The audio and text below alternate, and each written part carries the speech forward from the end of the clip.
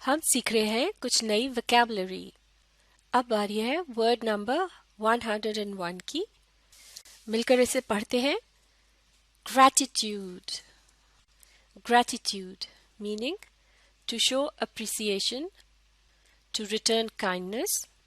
یعنی اگر کوئی آپ کے ساتھ کوئی مہربانی کرتا ہے تو اس کے جواب میں جب آپ اظہار کرتے ہیں شکر گزاری کا تو اسے gratitude کہا جاتا ہے. جملے میں اس کا استعمال دیکھتے ہیں. We owe our gratitude to our teachers who made us capable and independent.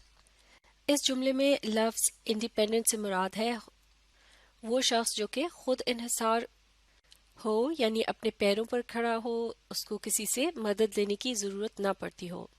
تو اس جملے میں یہ کہا جا رہا ہے کہ ہم اپنی شکر گزاری کے لیے اپنے اساتذہ کے مقروض ہیں کہ جنہوں نے ہمیں قابل اور خود مختار بنایا. اب دیکھتے ہیں ورڈ نمبر 102. مل کر پڑھیں گے.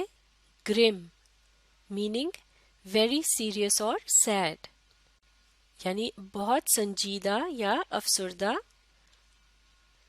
یا پھر اداس.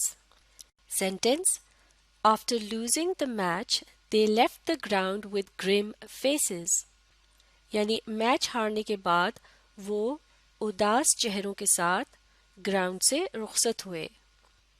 Word number 103. Tyrant meaning a cruel ruler, یعنی ظالم حکمران. Sentence the public gathered outside the palace to demonstrate against the tyrant king, یعنی ظالم بادشاہ کے خلاف مظاہرہ کرنے کے لیے عوام محل کے باہر جمع ہوئے. معاف کیجیے گا، اس کا ترجمہ اس طرح سے ہوگا ظالم بادشاہ کے خلاف مظاہرہ کرنے کے لیے عوام محل کے باہر جمع ہوئی. Word number 104. Strive meaning make great efforts to achieve something, یعنی کسی چیز کو حاصل کرنے کے لیے بہت زیادہ تگ و دو کرنا یا کوشش کرنا. Sentence Our forefathers had strived hard to win us our freedom، یعنی ہمارے باپ دادا نے انتھک محنت کی یا پھر بہت زیادہ کوششیں کی ہمیں ہماری آزادی دلانے کے لیے. Word number 105. prosperous meaning bringing wealth and success، یعنی کوئی ایسا کام جس کی مدد سے دولت اور کامیابی ملے. Sentence Getting quality education leads to a prosperous future، یعنی معیاری تعلیم خوشحال مستقبل کی طرف لے جاتی ہے یا خوشحال مستقبل کا دروازہ کھولتی ہے. Word number 106. Submerged meaning to be under water، یعنی پانی کی سطح سے نیچے ہونا یا جیسے کسی چیز کو ڈبو دیا جاتا ہے.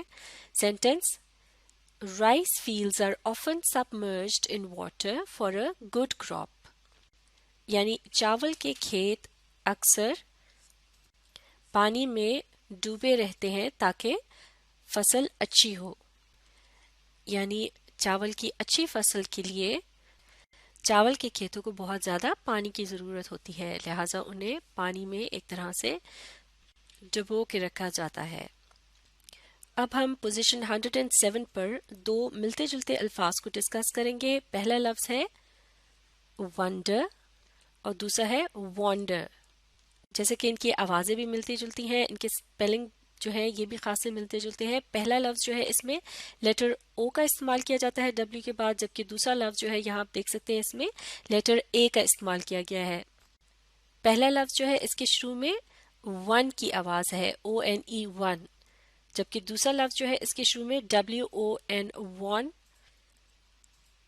یعنی جب کسی چیز کو جیت لیا جاتا ہے یا پھر ون کا جو پاسٹ ٹینس ہوتا ہے وان، تو دوسرے لفظ کے شروع میں وان کی آواز ہے. ایک مرتبہ پھر اسے ان دونوں الفاظ کو پڑھتے ہیں باری باری. پہلا لفظ کیا ہے ونڈر، اس کے شروع میں ہے ون کی آواز. دوسرا لفظ ہے وانڈر، اس کے شروع میں ہے وان کی آواز. اب دیکھتے ہیں ان کے مطلب کس طرح سے مختلف ہیں. تو ونڈر جو ہے جو پہلا لفظ ہے اس کا مطلب ہے ٹو بی امیزڈ، یعنی حیران ہو جانا کسی چیز کو دیکھ کر، یا پھر کسی چیز سے متعلق گہری سوچ میں پڑ جانا۔ اس سے متعلق جملہ دیکھتے ہیں، The traveler wondered at the beautiful view of the valley، یعنی خوبصورت وادی کو دیکھ کر سیاح حیران رہ گیا۔ اب دیکھتے ہیں یہ دوسرا لفظ wonder، اور اس کا مطلب ہے move in an aimless way، یعنی ادھر ادھر پھرنا یا پھر بغیر کسی مقصد کے ادھر ادھر بھٹکنا۔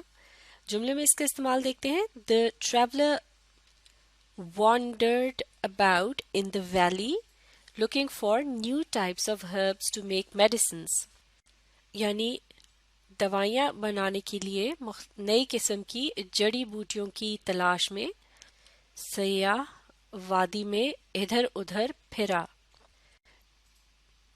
سیاح کی جگہ ٹریولر کے ترجمے میں مسافر کا لفظ بھی استعمال کیا جا سکتا ہے۔ اب ہم پوزیشن 108 پر بھی دو ملتے جلتے الفاظ کو ڈسکس کریں گے۔ پہلا لفظ ہے ایفیکٹ، اور اس سے مراد ہے ریزلٹ آف این ایکشن، یعنی اثر یا اثرات، یعنی کسی اچھے یا برے کام کے نتیجے میں جو اس کے اثرات ہوتے ہیں یہ ایفیکٹ کہلائے جاتے ہیں۔ اسی طرح سے اب یہ دوسرا لفظ جو ہے اس کی شروع میں کی آواز ہے، یہ ہے افیکٹ۔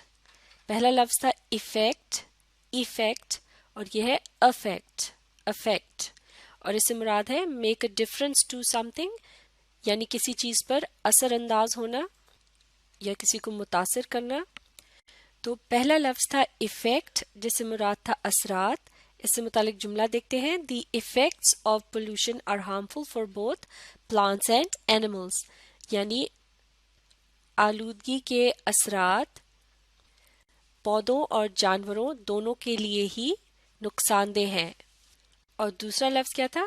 افیکٹ، جس سے مراد تھی اثر انداز ہونا یا متاثر کرنا۔ جملے میں استعمال دیکھتے ہیں، The words of the wise man greatly affected the minds of the listeners، یعنی عقل مند آدمی کے الفاظ نے سننے والوں کے ذہنوں کو متاثر کیا، معاف کیجیے گا بہت زیادہ متاثر کیا۔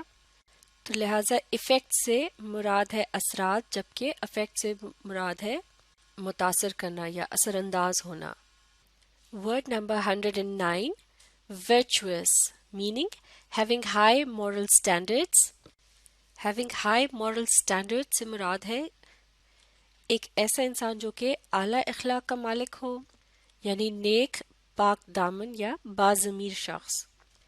جملے میں اس کا استعمال دیکھتے ہیں، every virtuous person would look down upon the use of nuclear weapons in war، یعنی ہر باضمیر یا با اخلاق شخص جنگ کے دوران نیوکلیائی ہتھیاروں کے استعمال کو حقارت کی نظر سے دیکھے گا، یعنی ان کے استعمال کو وہ بہت برا سمجھے گا اگر وہ ایک با اخلاق انسان ہے یا پھر باضمیر انسان ہے۔